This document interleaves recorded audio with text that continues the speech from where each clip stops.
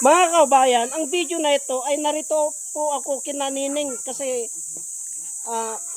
tanghali na, nagpapahinga po ako, narito ako kinanining at nabutan ko po sa kanyang bahay yung pandan lalaki, bunga ng pandan lalaki. Ito yung aking pinapalabas sa videos noon.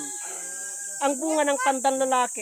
Itong bunga ng pandan lalaki na ito ay napakabisa po na panggamot sa UTI, kidney stone, pampalakas ng katawan.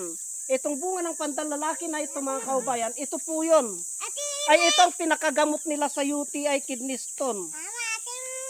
At ito po, pati mga bata, pinapainom po nila ito. Kinakain po ito eh. Nagliwas? Nalum kayo man? Naluom. Pati mga bata, kinakain po nila ito mga kaubayan. Pakinggan po natin si Neneng yung ubusin na ng mga bata. Ibibidyo ko muna. Pakinggan po natin si Neneng mga kaubayan yung paliwanag niya. Tungkol dito kasi gamot po nila yan eh. Tabi kayo dyan. Tabi kayo mga bata. Tabi kayo dun. Dun, di kayo pwede dun. Pakinggan po natin si Neneng mga kaubayan kung anong kanya tungkol sa bunga ng pandan lalaki. Gamot po nila yan mga kaubayan. Sige nga, ipaliwanag mo nga Neng. Ito po ang iniinom po namin pag nagkaka-UTI po kami. Kaya kidney po, kidney stone po. Talagang makuha niya po ito. Ito ang gamot talagang malakas din po ito. At saka ubo po.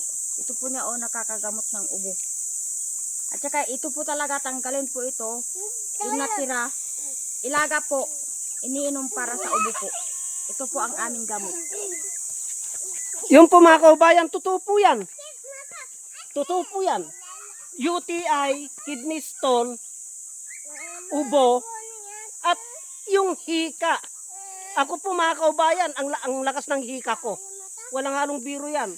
Hindi ako makapunta dito sa kabundukan na kwan kung sinusumpong yung hika ko. Pero ngayon mga kaubayan, ang layo po nito, ilang oras na lakaran. Wala na po akong hika. Oy, alis kayo dito. Bawal kayo sa video. Bawal kayo sa video. Nang dahil sa bunga ng pandan lalaki mga kaubayan, natanggal po yung aking hika. Ito lamang po. Bundok po ito, nakakakyat po ako na kwan. Kaya mabisa po ito sa hika, UTI, kidney stone. Kahit sina Mabel, Pila, kakausapin ko din po sila. Ito din po ang gamot nila mga kaubayan. Patunay na pati mga anak nila, pinapainom po nila yung mga batang maliliit. Kaya wag po nating baliwalain itong bunga ng pandan lalaki na ito na panggamot sa mga karamdaman. O may sabihin ka pa? Wala na po. Kaya hanggang dito na lamang po mga kaubayan at marami pong salamat.